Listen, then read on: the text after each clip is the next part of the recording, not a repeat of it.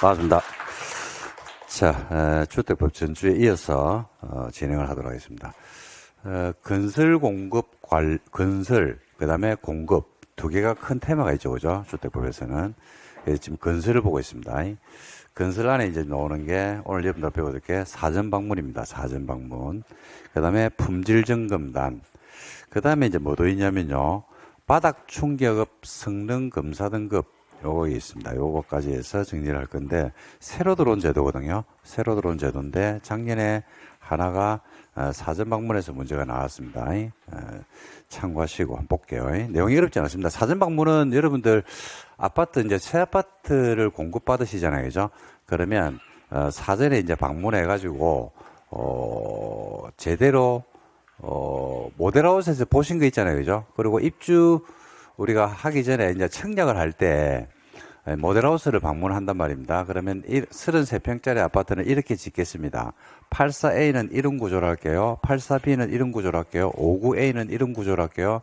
114B는 이런 구조로 할게요. 라고 이미 알려줘요, 안 알려줘요? 알려주죠. 그러면 이제 그게 그대로 시공이 됐는지 여부를 이제 확인하는 게 뭐냐면 사전 방문입니다. 가가지고 그냥 보는 거죠, 그죠?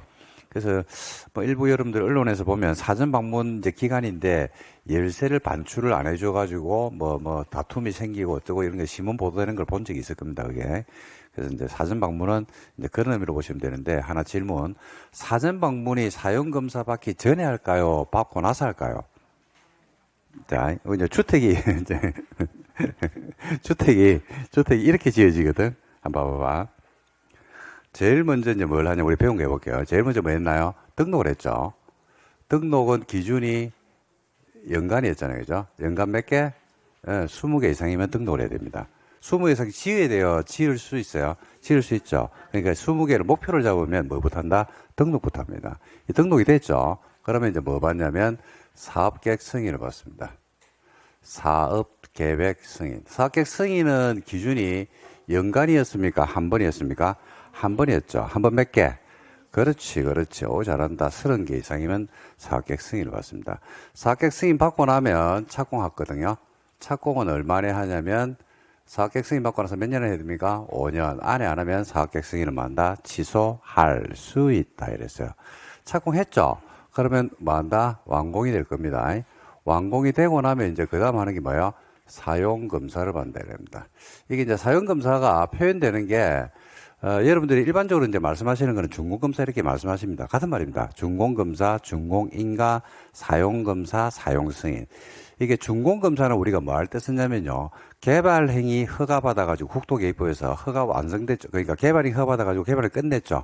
건물의 건축이나 공작물의 설치, 토지 형질 변경, 토속 채취, 토지 분할 등과 같은 일련의 난개발 방지를 위한 개발행위가 끝이 나고 나면 마지막에 받는 게 뭐였어요? 준공검사. 그리고 도로 만드는 시설 사업입니다. 그리고 신도시 만드는 개발 사업. 그 두 개가 실시계획 인가받아가지고 인가됐으니까 실시하잖아요. 그죠? 언젠가는 완성이 되죠. 그러면 끝나는 게 뭐예요? 그게 준공검사입니다. 그리고 이제 정비사업에서는 사업시행계획 인가를 받아가지고 사업을 시행하잖아요. 그죠? 그럼 분양과 관리 처분계획으로 나눠지죠. 그리고 아파트를 다 지었어. 그러면 마지막에 받는 게 뭐예요? 준공인가. 준공검사가 아니고 말이 준공인가로 바뀌어요. 같은 말이에요, 같은 말. 그 다음에 이제 주택법에서는 뭐 한다고 얘기한다? 사용검사. 조금 이따 배울 건데, 건축법에 가잖아요, 그죠? 건축법에 가서 건축법상의 건물 건축을 위해서 허가받죠. 그러고 나서 착공하죠. 그리고 우리가 알고 있는 일반적 건물들이 완공이 되거든요. 우리 학원 건물이라든지 예를 들어서 사업계획 승인은 30개 이상이니까 우리 건축 허가는 29개 이하일 겁니다. 그래 완공이 되죠. 그러면 받는 게 뭐예요? 사용 승인. 그래서 사용검사, 사용 승인, 준공검사, 준공인가 이런 것들이 다 같은 말이에요. 같은 말. 그래서 주택법에서는 어떻게 표현하냐면 사용검사라고 표현합니다. 그러면 이제 뭐 하면 돼요? 사용검사 끝나고 나면 입주하면 돼요. 이 끝이에요. 근데 지금 여러분들하고 배우려고 하는 게 사전 방문이거든요. 제가 물어본 게 뭘 물어봤냐면 사전 방문을 하려고 그러면 아파트는 다 지어져야 돼, 안 지어져야 돼? 다 지어져야 되겠지. 아파트가 이제 끝났단 말이에요. 완성은 된 거예요. 외형사고로 볼 때는 전혀 문제가 없는 거예요. 다 지어진 거예요. 그러면 사용검사를 받기 전에 할까요? 후에 할까요? 그거 한번 판단해봐요. 사용검사 받고 나서 해야 된다. 사용검사 받기 전에 해야 된다. 그렇죠. 전에 해야 되겠죠. 사용검사 받기 전에 여러분들이 거주할 아파트를 미리 보여주는 거야. 내가 가가지고 내가 하자가 뭐 있는지를 보는 거야. 벽지가 제대로 붙어 있나, 들뜨진 않았나, 그죠? 그 다음에 싱크대가 제대로 시공은 됐나, 삐뚤어지는 않느냐, 이런 등등을 갖다 내가 판단해 보는 겁니다. 그죠? 그러면 각자 호실별로 이의를 제기할 수 있어, 없어요? 있죠? 있죠. 그럼 그런 걸 다 모아가지고 다시 뭐 한다? 시정해야 되겠죠? 그러고 나서 이제 가서 뭐 한다? 사용검사고. 사용검사가 끝났어요. 그럼 완전히 끝나는 겁니다. 그대로. 그죠? 그래서 여기 지금 사전 방문은요, 뭐 하기 전에 한다? 준공검사를 받기 전에 한다. 그러니까 사용검사 받기 전에 한다고 돼 있죠? 나와 있잖아요. 사용검사 받기 전, 이래 나오잖아.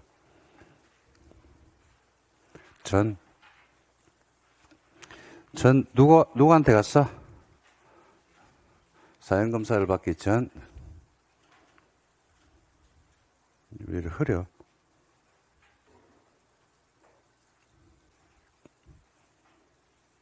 받기 전, 진해졌다. 사용검사를 받기 전에 입주 예정자가 여러분들이 해당 주택을 방문해서 공사 상태를 미리 점검하는 사전 방문을 할 수 있게 한다. 사전 방문 단계에서 다시 재시공하는 경우가 굉장히 많더라고요. 보니까 제 아는 지인도 아파트를 갖다가 새로 하나 어디 구입을 했는데 얼마나 소중하겠습니까? 그게 돈이 1, 2천만 원짜리도 1억도 아니고 그죠? 수십억이 들어갔는데 그래 가지고 엄청나게 꼼꼼하게 보겠죠. 엄청나게 꼼꼼하게 와 정말로 꼼꼼하게 봤더라고요. 그러니까 싸우고 해가지고 벽지도 다시 바르고 뭐 많이 했더라고. 자, 하자 보수 요청. 입주 예정자는 사전 방문했는데 하자가 발생했어요. 하자.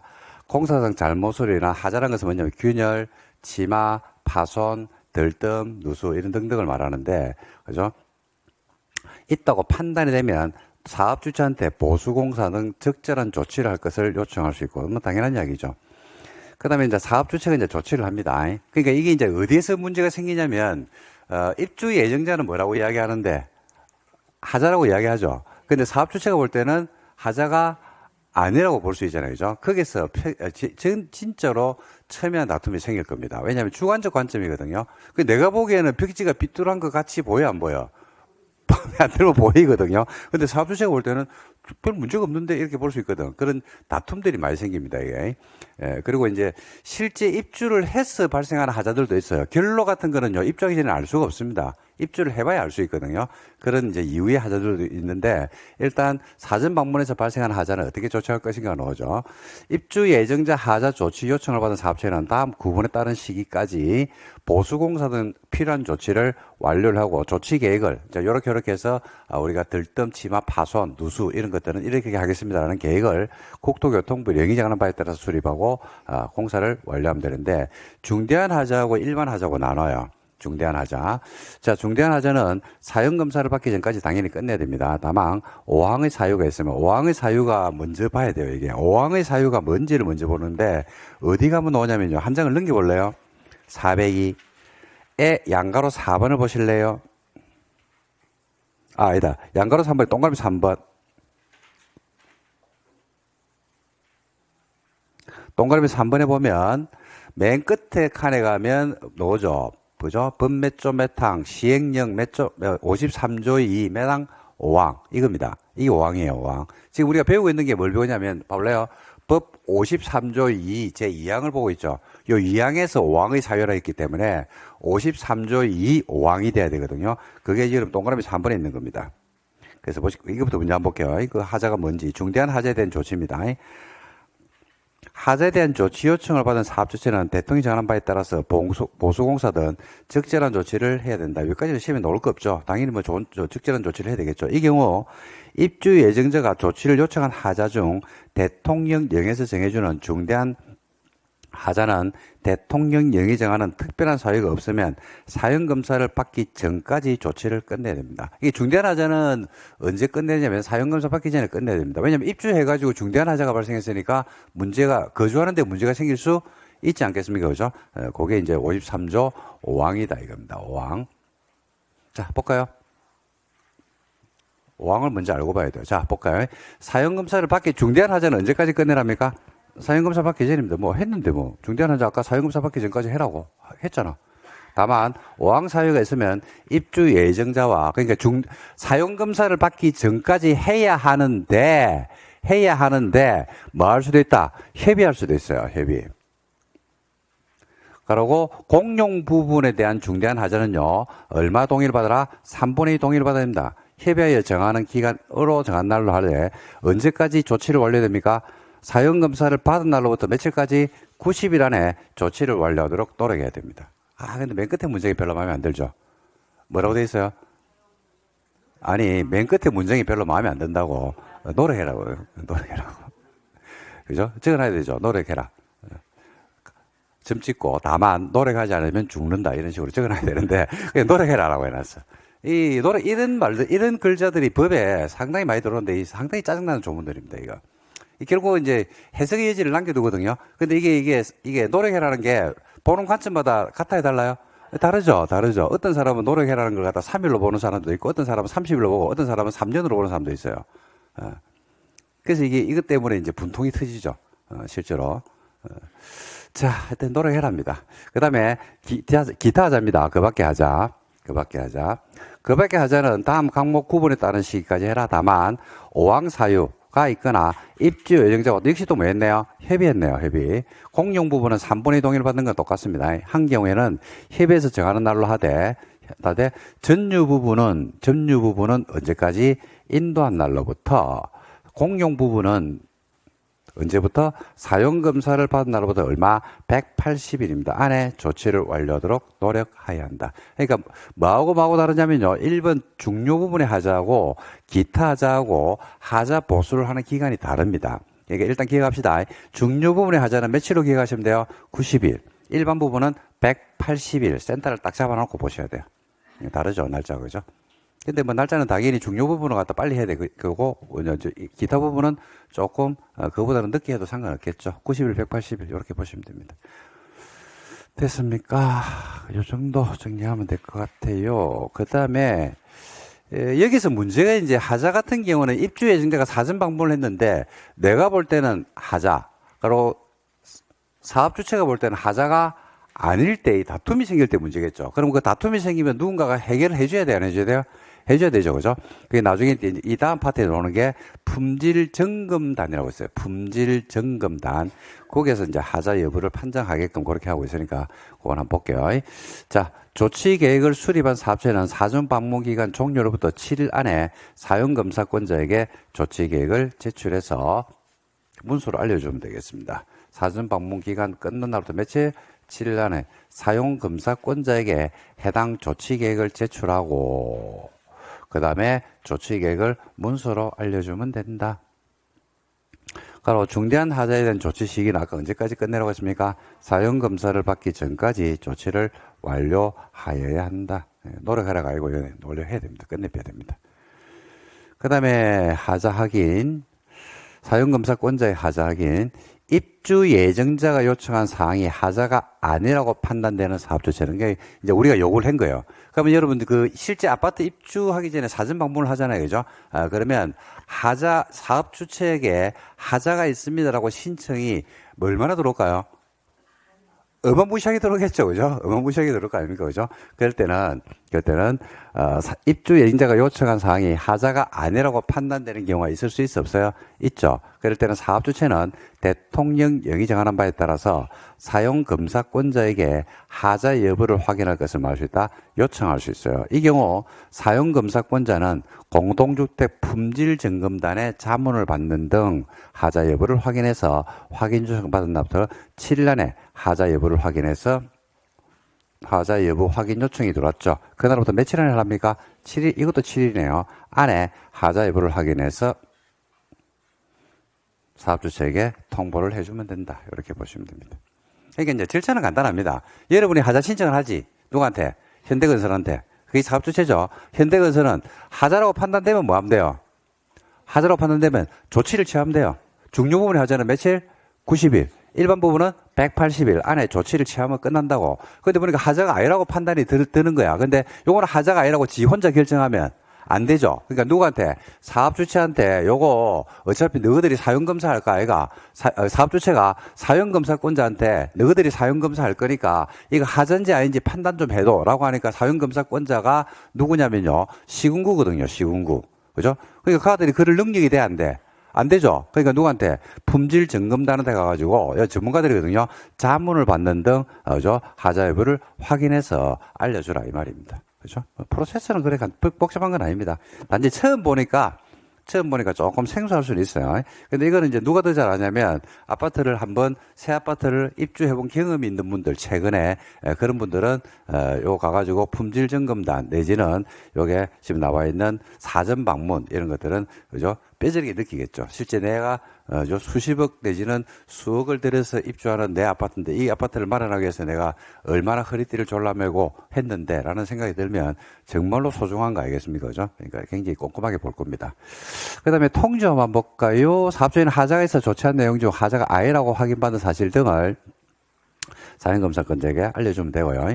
자, 품질점검단 나옵니다. 품질점검단. 품질점검단은 뭐냐면, 이제 아파트가 이제, 완성이 될 거 아닙니까? 그러면 품질이 있어요, 없어요? 있죠. 거기 이제 제대로, 원래 하겠다고 한 대로 제대로 지어졌는지를 우리가 판단하는 겁니다. 우리가 이제 여러분들은 일반적으로 그렇게 생각하는 경우가 많거든요. 아파트 브랜드를 제일 많이 따집니다. 아파트 브랜드를 제일 많이 따지는데 뭐 그거는 어쩔 수 없죠. 그런데 아파트 브랜드보다도 평당 우리가 이제 건축비라는 게 들어가는데 평당 건축비라는 게 기본형 건축비라는 게 정해져 있어요. 얼마인지. 근데 기본형 건축비만큼을 짓는 게 아니고 그보다 더 돈을 넣을 수도 있다 없다 있고 작게 넣을 수도 있어요. 그죠? 그러니까 재건축을 할 때 그죠? 공사비가 동일한 게 아닙니다. 평당 300만 원에 지어주세요라고 이야기하면 레미안이 평당 300에 지어줄 수 있다 없다. 아니 재건축을 한다니까요. 그 시공사를 선정할 때 조합 측에서 삼성한테 뭐라고 이야기했냐면 우리 그 재건축 아파트는 평당 300에 지어주세요라면 평당 300에 지어줄 수 있어요. 벽지를 신문지, 바닥, 기름종이, 싱크대 없어. 인덕션이 어디 있어? 그냥 연탄으로 떼고 뭐 이렇게 해가지고 하면 300에 나온다니까요. 지금 뭔 말인지 이해됩니까?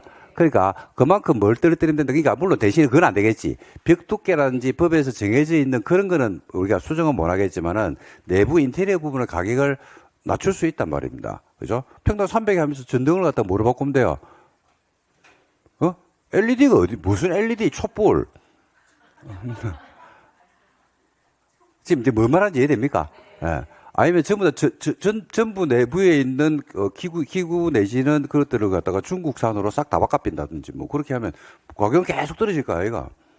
그래서 품질 점검단이라는 것은 평당 분양가가 있단 말입니다. 평당 분양가가 있고 택지비가 있고 건축비가 나와야 안 나와요? 나오죠. 그러면 건축비에 맞게끔 짓겠다라고 처음에 약속을 해야 하네. 하죠. 그래 여러분들이 청약을 넣어가지고 여러분 당첨이 되고 여러분들 돈을 내잖아. 그럼 품질점검단은 그 처음에 이야기한 품질대로 지어졌는지를 갖다가 이제 점검해 보겠다 이겁니다. 자, 볼까요? 품질점검의 시기는 오네요. 시도는 사전 방문을 하고 이것도 마찬가지로 품질점검은 당연히 언제 합니까? 사용검사를 신청하기 전에 해야 됩니다.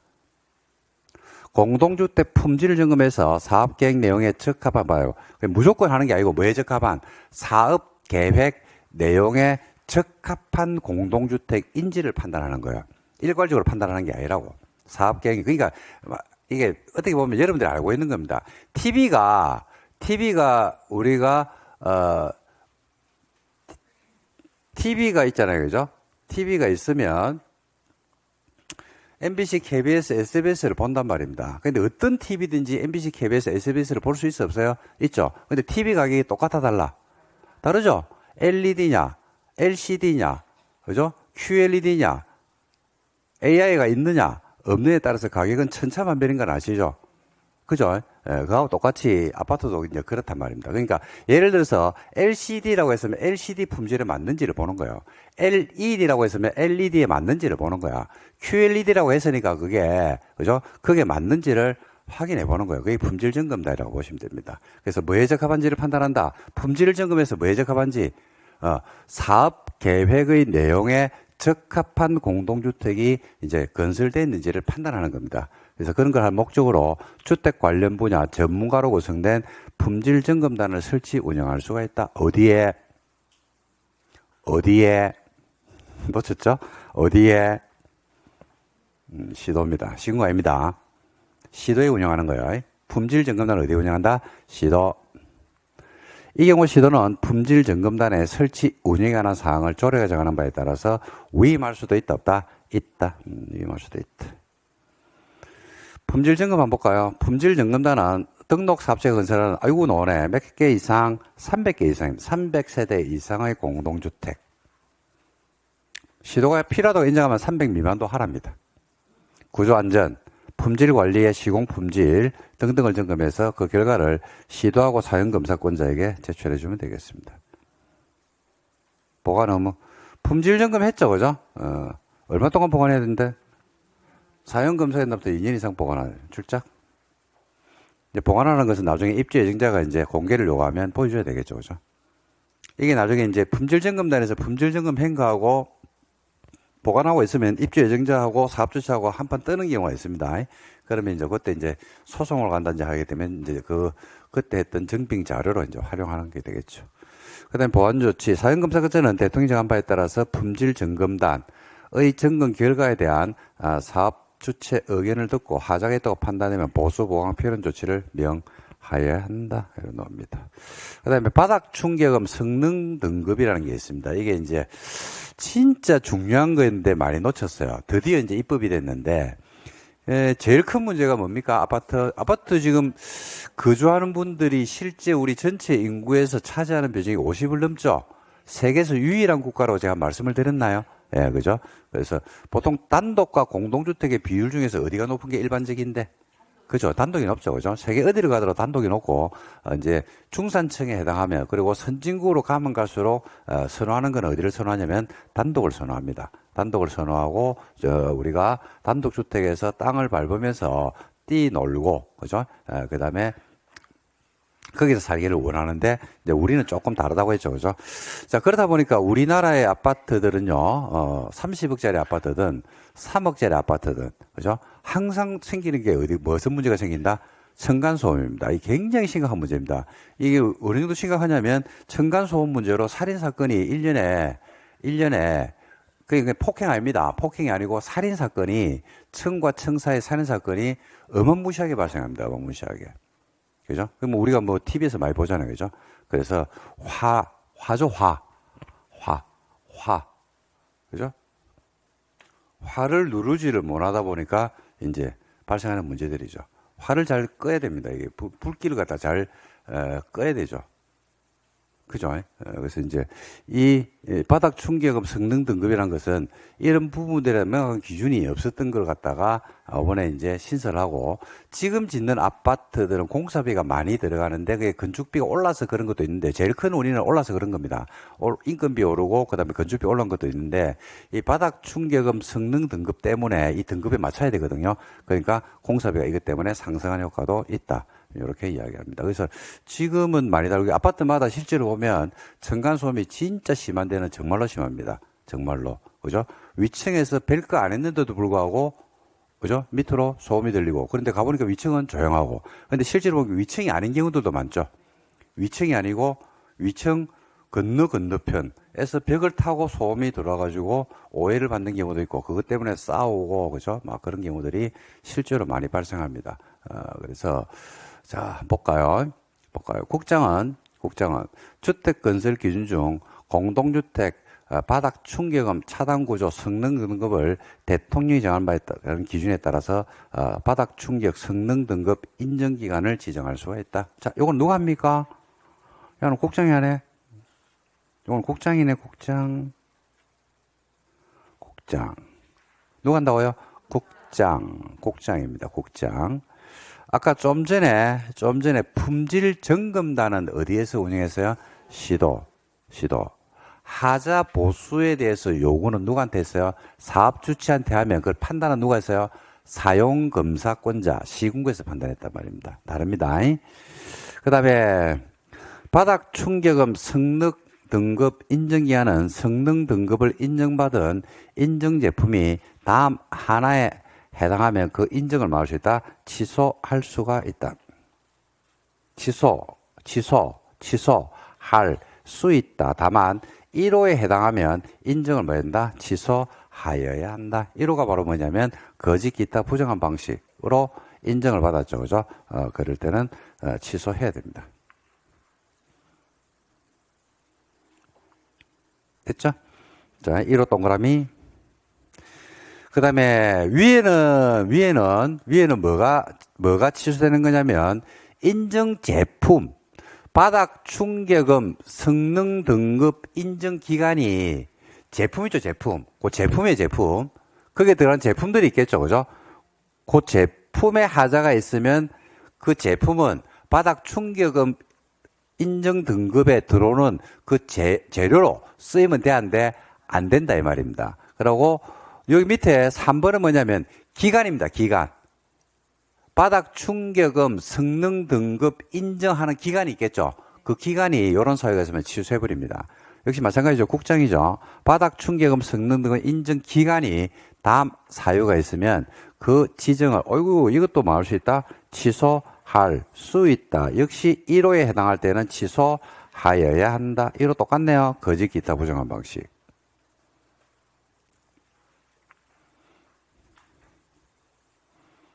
이게 기간이 취소니까 뭐 거짓 기타 부정한 방식으로 인정기간으로 등록이 됐다든지, 그 다음에 인정기준을 위반했다든지, 그 다음에 인정기간 요건에 맞지 않다든지, 뭐 등등의 사유가 있으면 우리가 취소를 한다 이렇게 보시면 됩니다.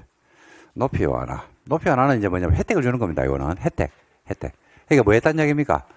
층과 층 사이 그 바닥 충격음을 흡수하기 위해서 콘크리트만 넣는 게 아니고 거기다 뭐도 넣고 고무도 좀 넣고, 그죠? 그 다음에 우리가 소음을 막기 위한 각종 조치를 하면서 비용 많이 들어가요? 안 들어가요? 들어가죠. 그럼 착하죠. 혜택을 주는 겁니다. 콘크리트 슬래브 두께 250mm랍니다. 250mm. 저도 잘 몰라요, 이거 250mm 이상으로 바닥 구조를 시공을 했죠. 그럼 사각객 승인권자는 지구 단위기 정한 건물 높이에 얼마까지 완화시켜 줍니까? 115. 초과하지 않는 범위 안에서 그러니까 15%를 완화시켜 줍니다. 15%를. 높이를 완화 적용할 수가 있다. 몇 미리? 250mm 이상으로 바닥 구조를 시공하면 높이를 완화시켜줘요. 얼마를?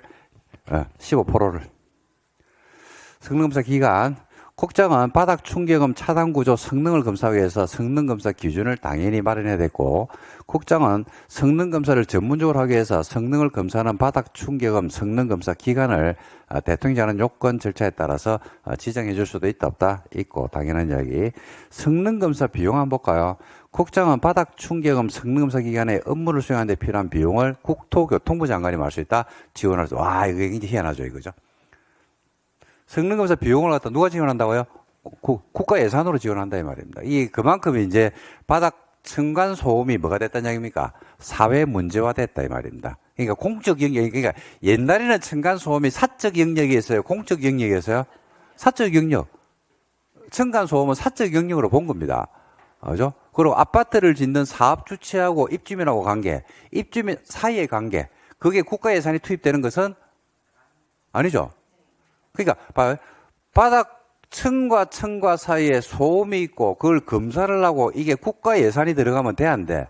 특정 아파트 층과 층 사이에 소음이 있는지 거기에 대한 다툼이 있는지를 국가가 개입하고 국가 개입하는 건 맞아요. 근데 국가 예산이 들어가는 것은 말도 안 되는 소리죠. 나는 단독주택에 살고 있으면서 세금을 냈는데 내 세금이 거기에 들어가는 거야.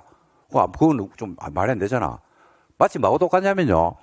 경북 봉화에 살고 있는 사람이 세금을 냈는데 그 세금이 서울시 도로 확장 비용으로 들어가면 돼, 안 돼? 다시 할게요.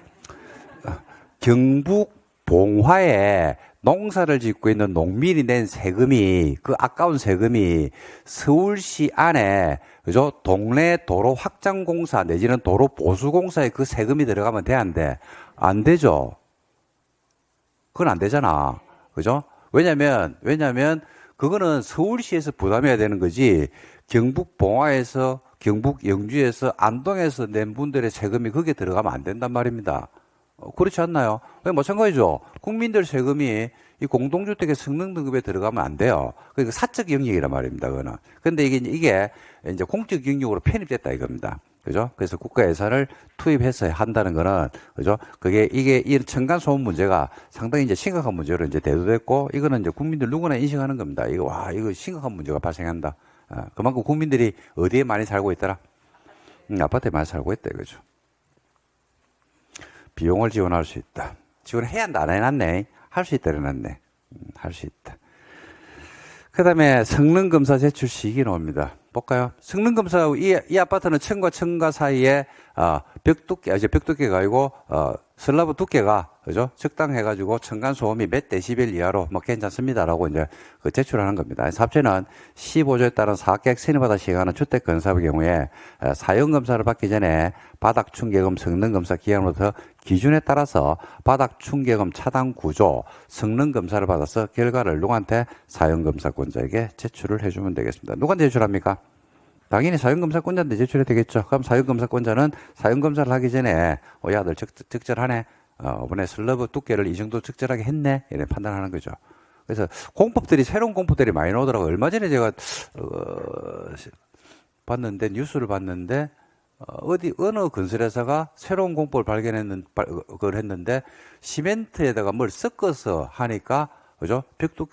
슬래브 두께를 갖다 조금 줄여도 슬래브 두께가 두꺼운 것보다 훨씬 더 위층과 아래층 간의 소음을 많이 줄이는 그런 것들을 했더라.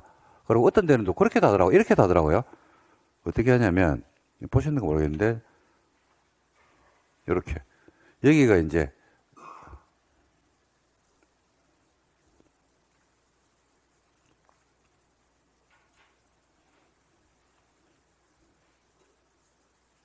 여기가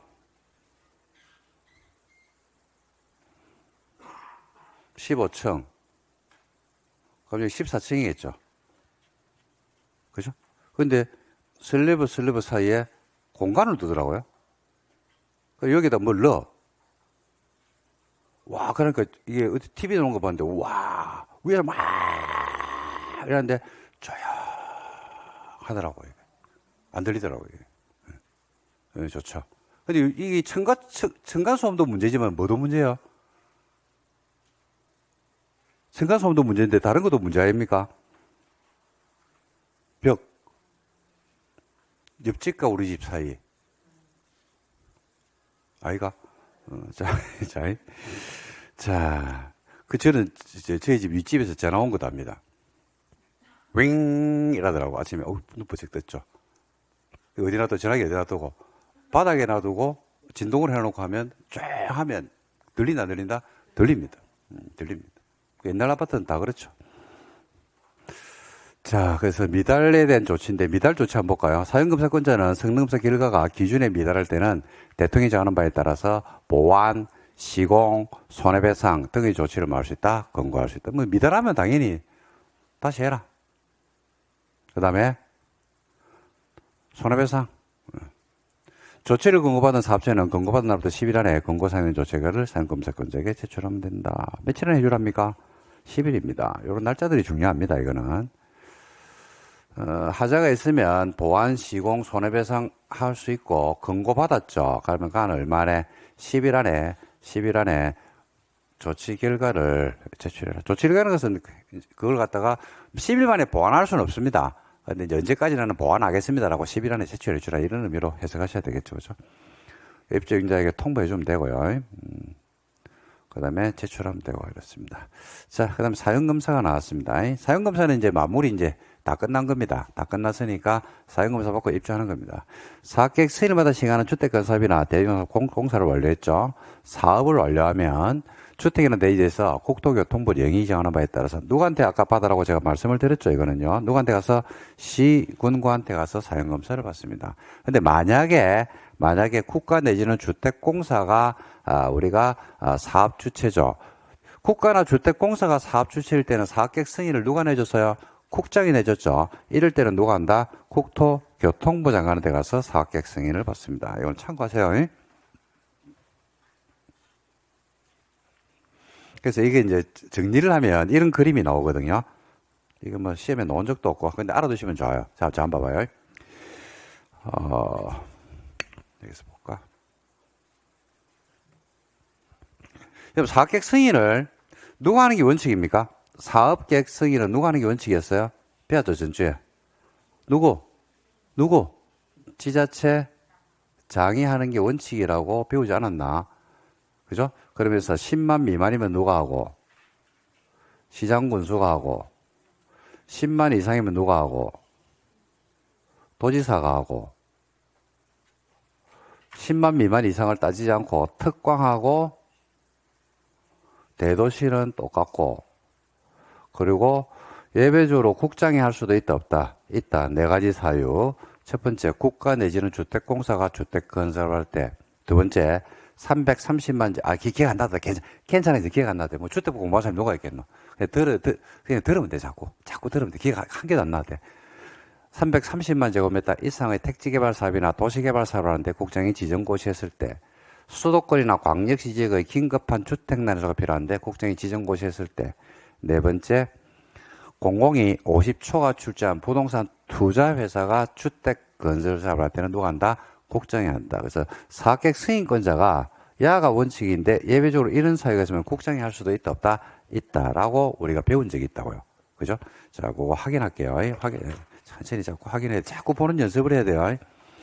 어디를 가시면 되냐면 사업계획 승인이 나와 있는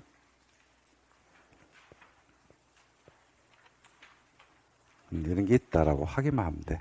몇 페이지를 보시면 되냐면 여러분들 393을 보시면 되겠네요. 393. 위에서 한 11번째 줄에 보니까 칼라로 해가지고 사업계획 승인권자로 나오죠. 양가로 1번에 원칙 이래가 지자체 장 이래가지고 사유별로 적어놨죠. 그 다음에 밑에 양가로 2번에 예외 국장 이래가 박스 쳐놨죠. 요거란 말입니다. 요거. 자, 한번 보세요. 이제 이거 제가 적은 게 이거거든요. 이건데 이거 그냥 논리를 하나 만들어 드리면 야가 사업계획 승인을 했잖아요. 그죠? 그러면 사용검사를 누가 하냐면 시군구에서 해요. 시군구에서. 근데 야가 만약에 사업계획 승인, 국장이 사업계획 승인을 했죠. 그러면 사용검사를 누가 한다? 국장이 한다. 이걸 제가 이야기하고 싶어서 그래요. 짝짓기를 하면 돼요. 이렇게. 이 세트 메뉴입니다. 세트 메뉴. 이게.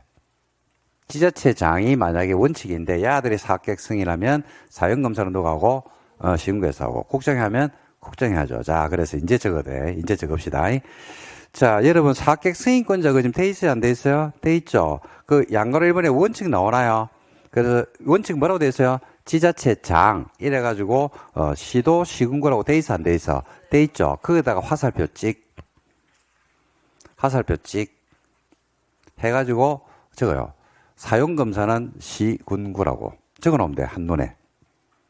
그러니까 시군구 앞에다가 사용검사는 이렇게 적어놓으면 돼. 사용검사는 시군구 이렇게 딱 적어놓으면 나중에 이제 공부할 때 좀 편해집니다. 앞으로 이런 것들은 100번 보고 합니다. 100번. 됐죠?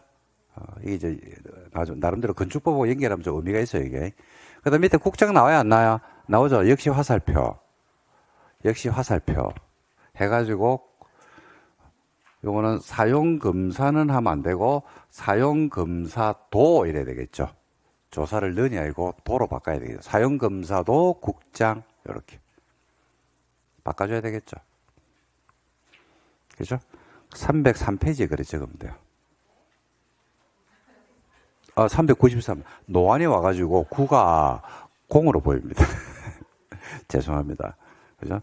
와, 303을 갖다가 393을 303으로 노안에서 좀 잘못 읽었는데 갑자기 도를 확 던지비네. 뭐?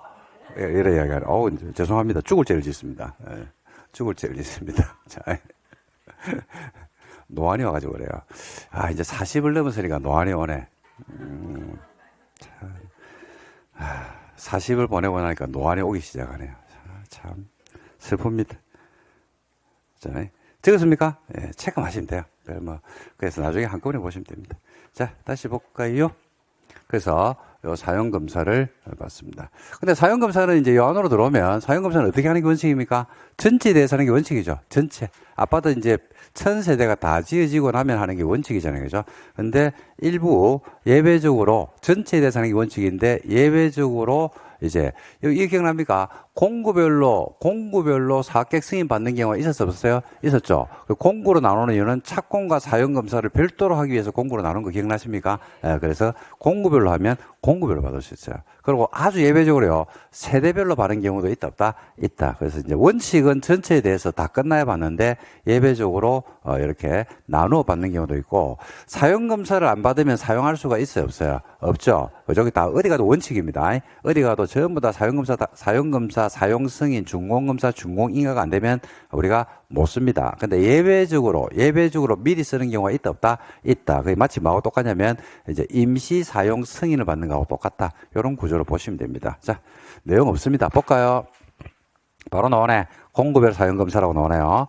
다만 공구별 분할해서 사업계획 승인을 받은 경우에는 완공된 주택에 대해서 공구별로 받을 수도 있다 없다? 있다. 줄만 쳐놓으면 돼요. 동별로 받는 경우가 있다고 했어요? 없다고 했어요? 있다고 했죠. 100일 동안 사용검사를 받는 경우가 있어요. 다만 사업계획 승인 조건의 미이행 등. 아이고, 이게 중요하다. 진짜 어쩌라 이거. 사업계획 승인 조건이 뭐 됐다? 미이행 됐대요. 이행이야, 미이행이야? 미이행이야. 이행되면요. 사업계획 승인 조건이 이행되면요. 전체. 이행되면 전체. 사업계획 승인 조건에 사업계획 승인을 할 때 조건이 있는데 그 조건을 이행했으면 전체에 대해서 다 받는 거예요. 근데 이게 이행됐다 안 됐다? 안 됐어요. 미이행이에요. 미자 동그라미. 대통령령이 정하는 다음 사유가 있으면 공사가 완료된 주택에 대해서 동별로 받을 수도 있다 없다? 있다. 그러니까 원칙은 어떻게 받는 게 원칙인데? 네, 전체. 근데 동별로 받을 수도 있어요, 없어요? 있어요. 근데 동별로 받으려 그러면 사업계획 승인 조건이 이행돼야 돼, 미이행돼야 돼? 미이행돼야 돼요. 이 중요하죠. 이 시험에 나왔다. 이거 2번 나왔다 벌써 이거. 미이행이다. 나 모른다. 분명히 얘기했다. 나 모른다 진짜. 진짜 모른다 이거. 그 해 놓을 때도 나 모른다. 내가 분명히 얘기했다라고 했는데 그러니까 표정이 그래 우리 알았다. 니 몰라도 된다 이제 이렇게 해놔놓고 다 틀립니다. 사업계획 다시 정리하면 사업계획 승인 조건을 붙였는데 조건이 이행돼서 안 돼서 안 됐단 말이야. 그죠? 조건이 이행되면 그게 반대해서 그래야 돼. 조건이 이행이 됐으면 전부 다 이행이 안 됐으니까 어떻게 동별로 하는 겁니까? 해줄 수 있다는 얘기입니까? 해줄 수도 있다 이 말이야. 그죠? 미이행입니다. 미이행. 그러면 나머지는 당연한 사예요. 하나의 단지 입주자를 분할 모집했어요. 101동하고 102동, 103동을 처음에 입주자 모집할 때 다르게 했어. 그럼 당연히 동별로 해야 되겠지, 그건. 사용검사를 마치기에는 입주가 필요하다든지, 그 밖에 동별로 필요하다 인정할 때, 필요하다 인정하면 다 됩니다. 어떤 사유가 있으면 필요한데, 그거는 안 궁금해야 돼요. 그건 몰라도 되고. 그러니까 2번, 3번은 시험의 논점이 아니죠, 이거는. 시험 넣어도 아무도 안 틀리죠. 1번이 틀리죠. 뭐로 바꿀까요? 그렇죠. 이행으로 바꾸겠지 뭐. 사업계획 승인 조건이 이행되면 동별로 받을 수 있다. 이렇게 내겠죠. 간단하게. 근데 이 말도 안 되는 소리인데 틀린다니까요. 사업계획 승인 조건이 이행되면 전체를 받아야지. 미이행됐으니까 동별로 받는다. 이렇게 해석해야 돼요. 근데 이제 이런 문제가 나왔을 때 틀린다고. 어마무시한 수험생이 다 틀리거든. 예시문 나와서 실제로. 나오는데 다 틀린다고. 왜? 이러니까 문장 해석을 못 하는 거야. 무조건 외우고. 그러니까 사업계획 승인을 내줄 때 그 조건을 붙일 수 있거든. 그 조건이 이행되면 그래. 그 문장이 없어서 그래요. 그 해석론으로 붙여주면 돼요. 그러니까 어떻게 이제 연필 같은 거로 좀 써놓으면 참 좋은데 뭐라고 써놓으면 되냐면 사업계획 승인 조건이 이행되면 전체에 대해서 다 해주는데 미이행됐기 때문에 예외적으로 동별로 해주는 게 아니고 받을 수도 있다. 이 말입니다. 끝. 그리고 밑에 사용검사권자를 제가 정리해놨습니다. 아까 화살표인 거. 핵심 정리해놨으니까 참고하시면 돼요, 이거는. 그 다음에 사용검사 신청은 당연히 누가 하는 게 맞아요? 사업주체가 하는 게 맞겠죠. 현대건설이 해야 됩니다. 그죠? 누가 한다고요? 현대건설. 근데 예외적으로 시공을 보증한 자가 할 수도 있어요. 사용검사를. 그 다음에 시공자가 하는 경우도 있고요. 여러분이 하는 수도 있습니다. 사용검사는 누가 하는 게 원칙? 사업주체. 현대건설이 하는 게 원칙인데 예외적으로 여러분이 할 수 있어요. 입주 예정자. 그 다음 누구도 할 수 있고요. 보증자. 누구도 할 수 있어요? 시공자도 할 수 있어요. 근데 밑에 보니까 사유가 두 가지가 있네요. 첫 번째는 사업주체가 뭐 했다? 파산 등으로 사용검사를 신청할 수 있다. 파산가로 사용검사를 신청할 수 없는 경우. 자, 밑에, 바로 밑에, 본문 보지 말고요. 양가로 4번을 보셔야 돼요. 바로 밑에 보니까 4번 나오죠. 양가로 4번.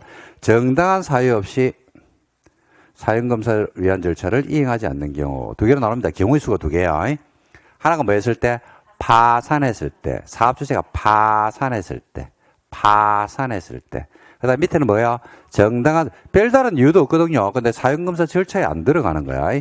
자, 파산부터 볼게요. 파산하면 누가 사용검사를 받을 수 있냐면 사업주체가 파산 등으로 사업을 수행할 수 없으면 해당 주택 시공을 망한 사람, 보증한 자, 시공을 망한 사람, 보증한 자, 시공을 보증한 자가 나머지 공사를 하고 사용검사를 받고 시공 보증자가 없거나 보증자마저도 파산하는 경우가 있어요. 그죠? 그럴 때는 누가 합니까? 입주 예정자, 여러분이 합니다. 입주 예정자 대표회의가 시공자를 정해서 나머지 공사를 하고 검사를 받는다. 시공을 보증한 자 등이 사용검사를 받으면 사용검사 받은 자 구분에 따라서 보증자 또는 세대별 입주자 명의로, 그죠? 보증자 또는 입주자 명의로 대장에 등재하고 보존 등기를 할 수도 있다, 없다? 있다. 이 원래 보존 등기는 누구 이름으로 먼저 해요? 아파트 우리가 이제 받을 때 사업자, 현대건설이 먼저 아파트 준공을 하고 나면 그죠? 사업주체가 보존 등기를 하고 여러분들에게 뭘 해줍니까? 이전 등기를 해주는 방식이잖아요. 그죠? 근데 사업주체가 파산해버리면 사업주체가 보존 등기를 하는 게 아니고 보증인 내지는 입주 예정자 우리 명의로 보존 등기를 할 수도 있다, 없다? 있다 이겁니다. 근데 그 밑에 보니까 정당한 사유 없이 그죠? 사용검사 절차를 이행하지 않는 경우에 있어요. 자, 이런 경우에는 누가 사용검사를 신청할 수 있냐면 보증인 똑같네. 그 다음에 시공자, 그 다음에 입주 예정자입니다. 자, 여기서, 자, 10에 나와서 이거는 논다고 노래를 막, 뭐 수업실에 핏대를 올리고 막 몇 번인데, 5년간 안 되더라고. 와. 6년째, 마지막 핏대다라고 올릴 때만 그 바로 나왔습니다. 그게 재작년에 나온 겁니다. 자, 여러분, 위에 파산한 거하고 밑에 정당한 사유 없이 신청하지 않는 경우가 있거든요. 요거. 그죠? 이건 파산해가지고 사용검사를 갖다 사업주체가 신청을, 그러니까, 사용검사는 누가 신청하는 게 원칙인데, 사업주체가 하는 게 원칙, 현대건설이 하는 게 원칙이거든요. 근데 파산한 경우하고 정당한 사유 없이 신청이 없는 경우 차이점이 있어요, 차이점. 그걸 발견해야 돼요. 차이점이 뭐예요? 이 다르거든요, 이게. 응? 그렇지. 저 뒤에서 어떤 분이 말씀하셨습니다. 그죠? 제가, 키는 노안이 아니기 때문에, 그죠? 그죠? 나이가 들면서 눈은 안 보이는데, 뭐는 밝아져요? 귀는 밝아져요, 귀는. 그죠? 요거 차이죠. 이거는 누가 없다? 시공자가 없죠. 그러니까 파산하면 시공자가 사용검사 신청 못 해요. 그죠? 그죠? 근데 정당한 사유 없이 신청이 안 들어가죠. 사용검사 신청을 사업체가 안 하잖아. 그럴 때는 누구도 할 수 있다? 보증인하고 예정자는 당연히 똑같아. 근데 누가 있어요? 시공자가 들어와요. 이게 달라. 이게 시험에 나왔죠. 이거는 모의고사나 이런 데서 몇 번째가 냈더랬습니다. 근데 이게 그대로 나왔어. 이거 어디에다가 시공자를 넣읍니까? 파산에 넣겠지. 파산에 넣겠죠. 그러니까 이 당연한 겁니다. 당연한 겁니다. 시공자가 왜 사용검사를 신청하느냐? 정당한 사유 없이. 그러니까 시공자는 뭘 받아야 돼요? 공사 대금을 받아야 돼요. 근데 사업주체인 현대건설이 정당한 사유도 없는데도 불구하고 사용검사를 차일피일 미루는 거야. 그러면 도급인 입장에서는, 도급자 입장에서는 뭐가 안 들어와? 공사비가 들어와, 안 들어와? 안 들어오죠. 그죠? 빨리 뭐 해가지고 어떻게 해결했는데 못 한단 말입니다. 그때는 누구다 정당한 별다른 사유도 없는데도 불구하고 안 하더라면 누구도 가능하더라? 시공자도 가능합니다. 근데 사업체가 뭐 해버리면 파산해버리면 시공자는 못 해요.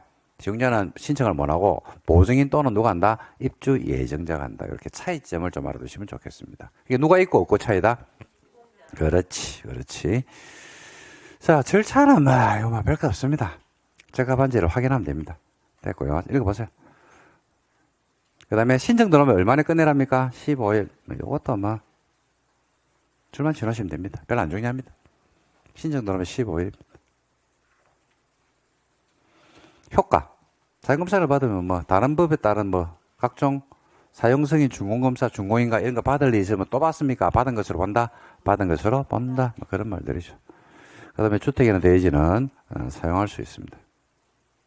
자, 주택대지 사용 한번 볼게요. 사업주체나 입주 예정자는 사용검사를 안 받으면 주택이나 대지를 사용하거나 이를 사용하게 할 수 있어 없어요? 없어요. 그러니까 사용검사 안 받으면 못 씁니다. 하지만 뭘 받으면 괜찮다? 임시 사용 승인을 받으면 쓸 수 있다 없다? 있다. 그러니까 원칙은 사용검사 안 받으면 원칙은 못 쓰죠. 근데 예외적으로 뭘 받으면 임시 사용 승인을 받으면 미리 쓸 수 있다 없다? 있다. 그러니까 임시 사용을 하기 위해서 뭘 받아랍니까? 승인을 받아라 이 말이죠. 임시사용 승인을 받고자 하는 자는 국토교통부 명의 바에 따라서 사용검사권자에게 임시사용 승인을 신청한다. 임시사용도 사용검사권자가 해줍니다. 자, 승인 대상 한번 볼까요? 주택은 어떻게 하냐면요. 건물에 뭐로 할 수 있다? 동별로 공사가 완료되면 임시사용 승인을 내줄 수 있어요. 그죠? 근데 승인 대상이 뭐인 경우에 있더라? 공동주택인 경우가 있어요. 그럴 때는 어떻게 할 수도 있다? 세대별로 할 수도 있어요. 100일로만 임시사용 승인을 내주는 경우도 있습니다. 대지는 어떻게 한다? 구역별로. 대지는 어떻게 한다고요? 구역별로. 그래서 정리할게요. 자, 원칙은 사용검사를 안 받으면 주택은 사용할 수가 없다. 하지만 무조건 안 되는 건 아니고 예외적으로 사용검사권자한테 가가지고 임시사용 승인 받으면 되는데요. 되는데 그 임상 승인 방법이 주택은 어떻게 한다고요? 동별로. 주택은 동별로 해.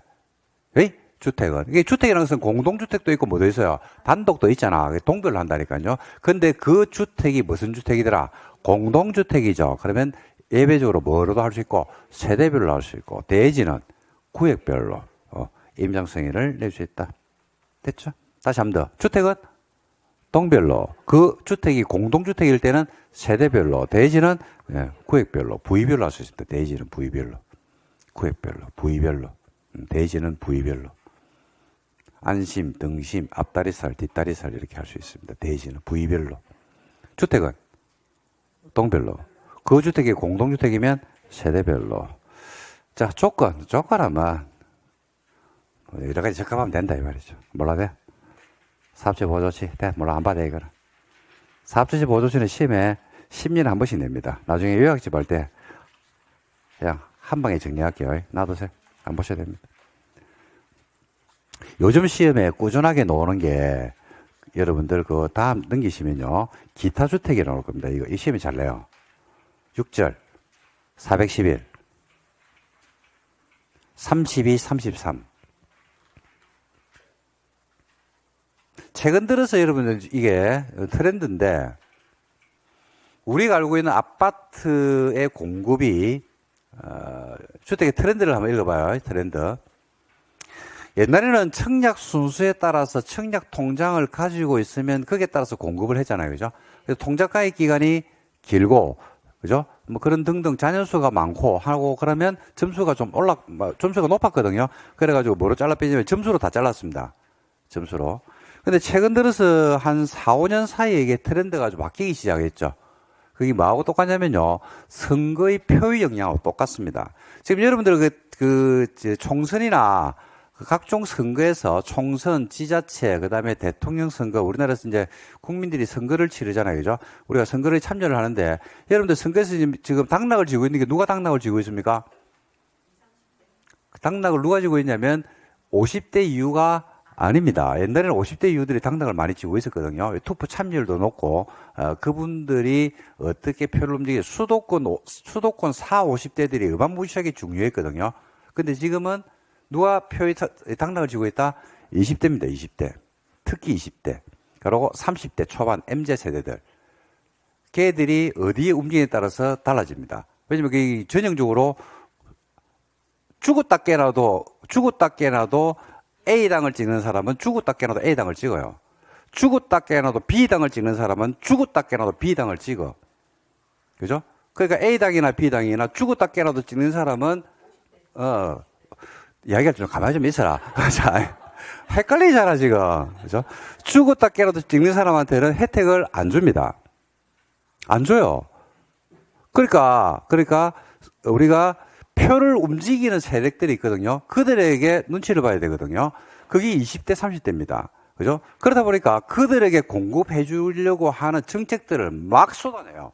그게 대표적인 게 주택인데 지금 주택에 보면 청년주택, 그 다음에 신혼부부, 그 다음에 지금 저출산 문제 때문에 굉장히 심각한 문제가 있다 보니까 지금 자녀를 놓는지 결혼을 하게 되면 대출을 갖다 듬뿍 해주죠.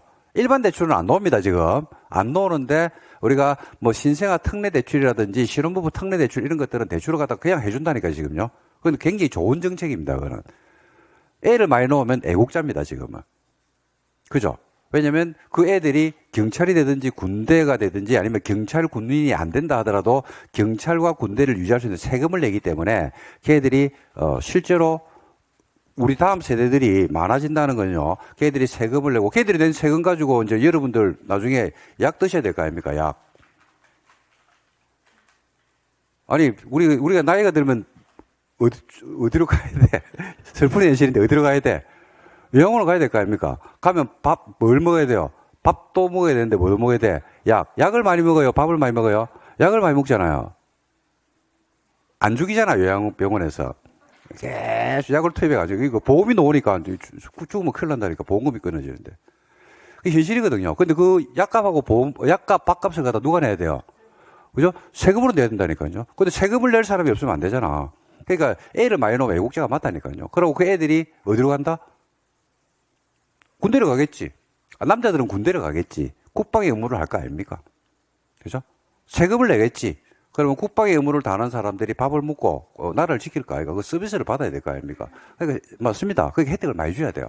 그래서 이제 그런 혜택들을 많이 주기 위해서 다양한 주택, 굉장히 다양한 주택을 막 만들어내는데 그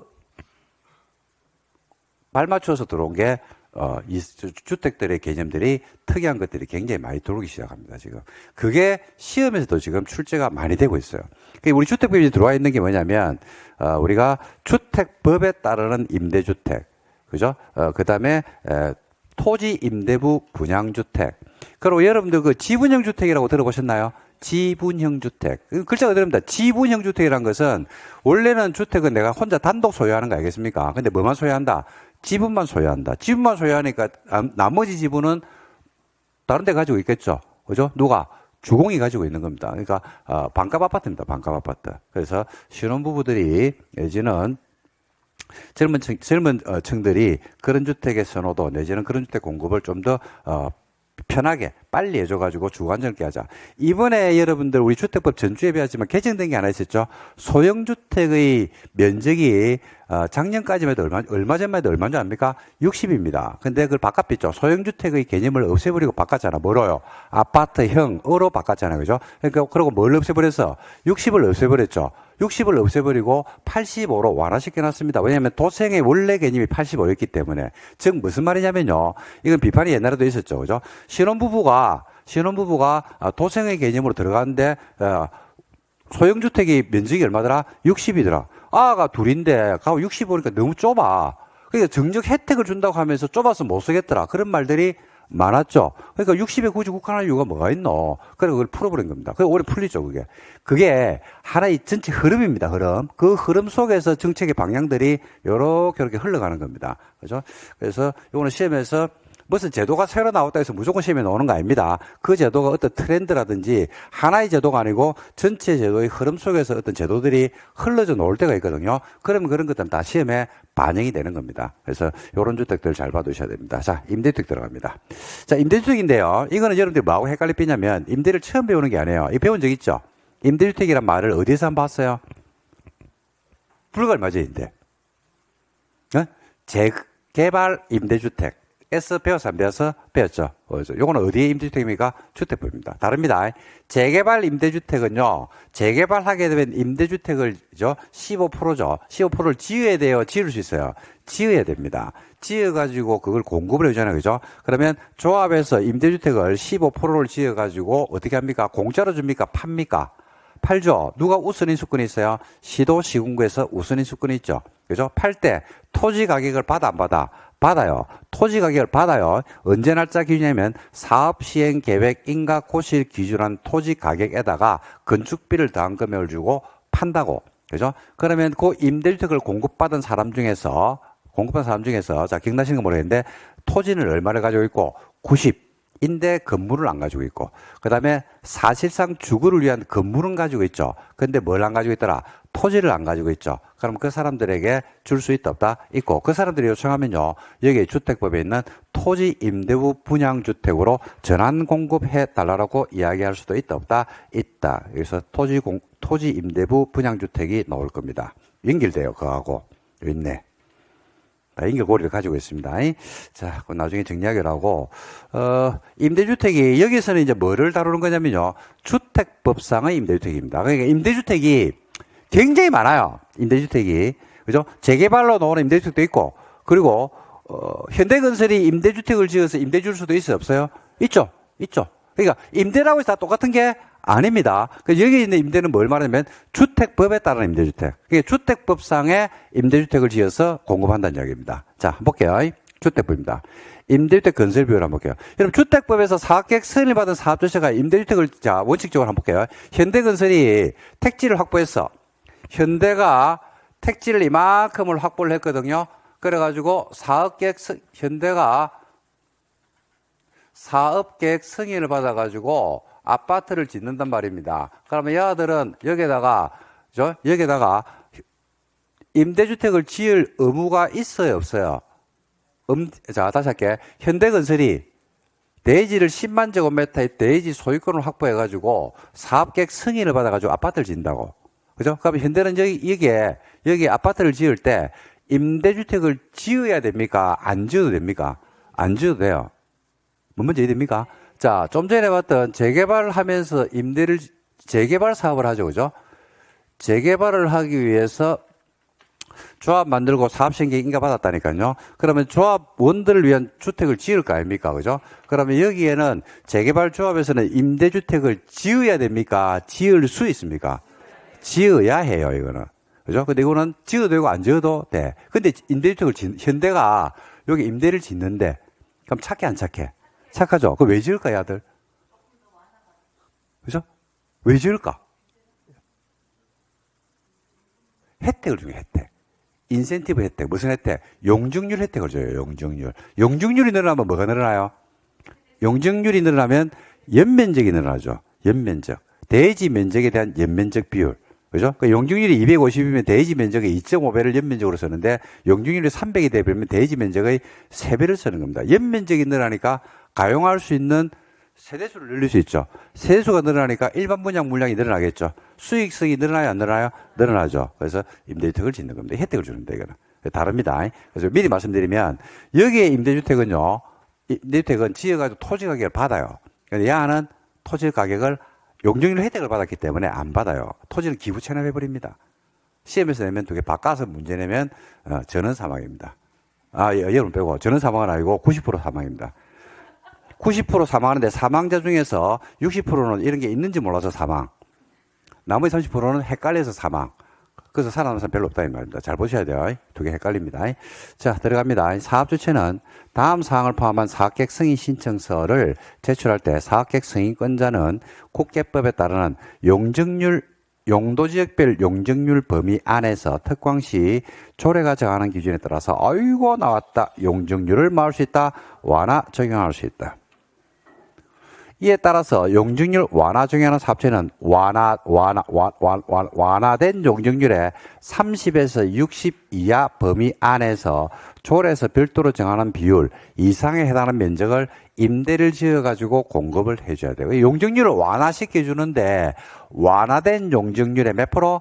30에서 60 범위 안에서 조례가 정하는 비율이니까 그 지자체마다 다 다르겠죠. 그죠?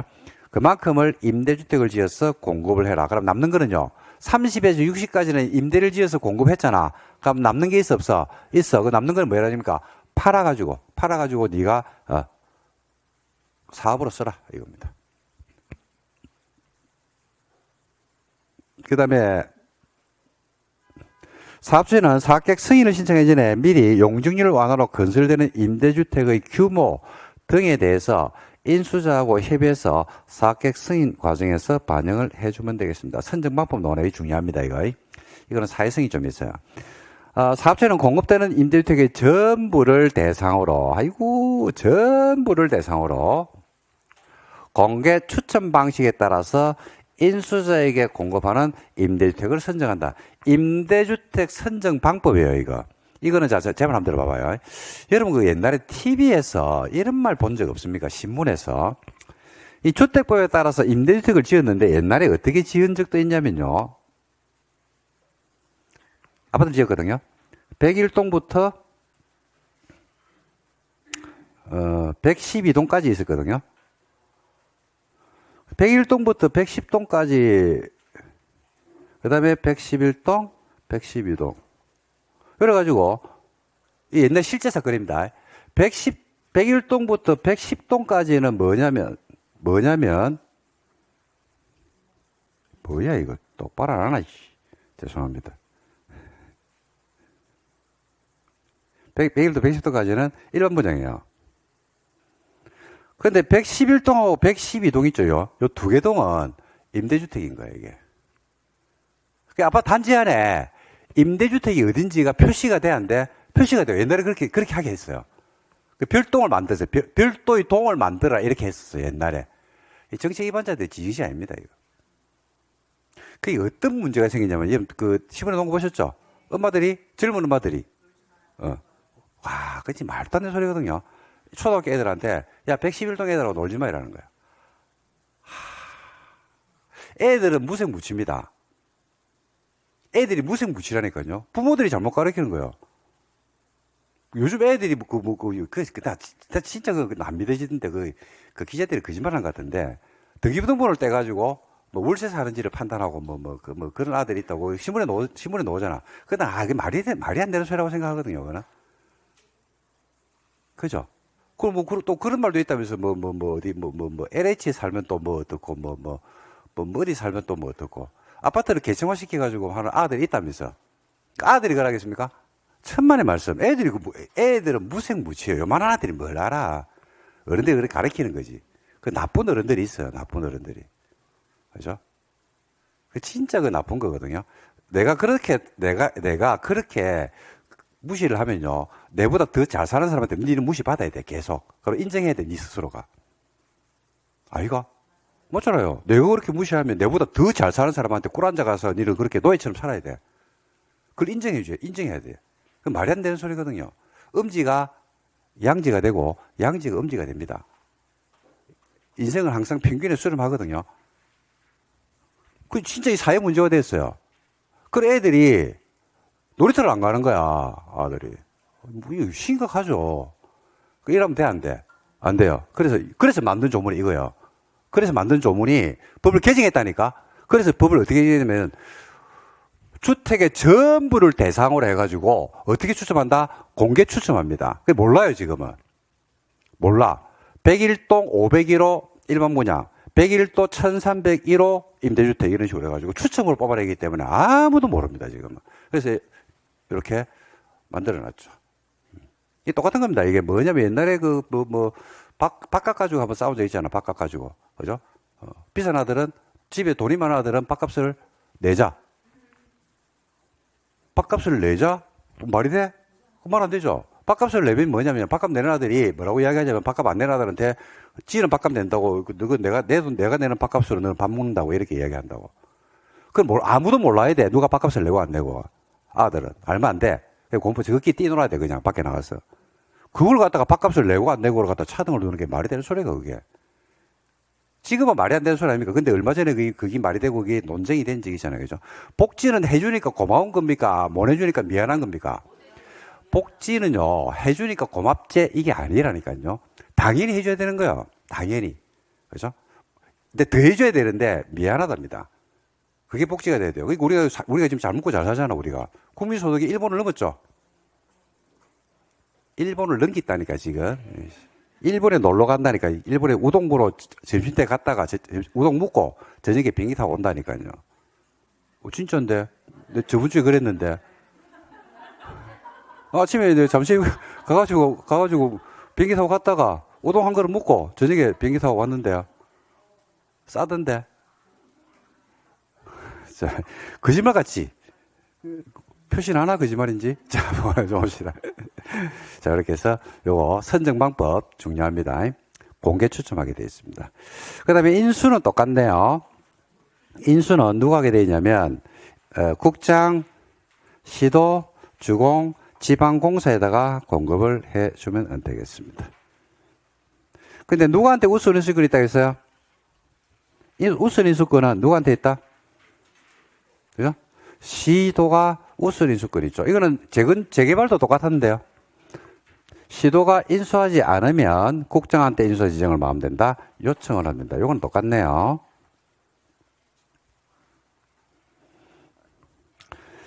그 다음에 가격 나오네요. 가격 봐봐요. 가격. 임대주택 공급 가격은 공공주택 특별법에 따라 임대주택 매각시 증되는 공공건설 임대주택 분양가 전환가에다가 토지는 뭐한 것으로 본다? 기부 체납한 것으로 본다. 이게 다르죠. 재개발에서는 사업 시행 계획 인가 고실 기준가입니다. 근데 이거는 뭐한다? 기부 체납합니다. 기부 체납. 굉장히 싸죠. 그러니까 토지 가격이. 됐습니까? 그 다음에 등기. 임대주택 준공 인가 받고 지체 없이 인수자에게 등기를 촉탁 신청하고 사업자가 거부 지체하면 인수자가 직독 신청할 수 있다. 됐습니다. 그래서 여기서 지금 주택법 임대주택에서는 두 개의 핵심입니다. 선정을 어떻게 한다고요? 추첨, 공개 추첨입니다. 모든 주택을 대상으로 뽑기합니다. 지금은. 두 번째, 가격이 토지 가격을 받아 안 받아? 안 받아요. 근데 재개발 임대주택은 토지 가격을 그죠? 받아 안 받아? 받아요. 그 두 개 진짜 중요합니다. 여기 딱 중심이 서 있어야지. 이게 이게 여러분들 왜냐면 헷갈려요. 처음 말씀할 때, 수업할 때 이걸 말씀을 드렸을 때 정확하게 기준을 잡으면 그다음부터 나머지 세부적인 거는 공부를 하면 되거든요. 근데 이게 헷갈려버리면 나중에 다 엉켜버립니다. 그래서 재개발 임대주택은 조합에서 판다. 그래서 토지 가격을 받는다. 근데 주택법상의 임대주택은 용적률 혜택을 받는다. 용적률 혜택이라는 것은 연면적이 늘어난다. 그리고서 연면적이 늘어난다는 것은 세대수를 늘어난다. 늘어나는 세대수를 일반 분양해가지고 돈 들어온다, 안 들어온다? 들어온다. 고로 토지 가격을 받는다, 안 받는다? 안 받고 기부 체납한다. 그 중에서 임대주택을 선정할 때 어떻게 선정한다? 추천 방식으로 선정한다. 이렇게 해서 여러분들이 중심을 좀 잡아두시면 도움이 되지 않을까 이렇게 생각합니다. 자, 됐습니다. 그 다음에 토지 임대부 분양이 나오는데 요거는 시간이 좀 많이 돼서 쉬었다가 요거 정리하도록 하겠습니다. 좀 쉴까요? 예.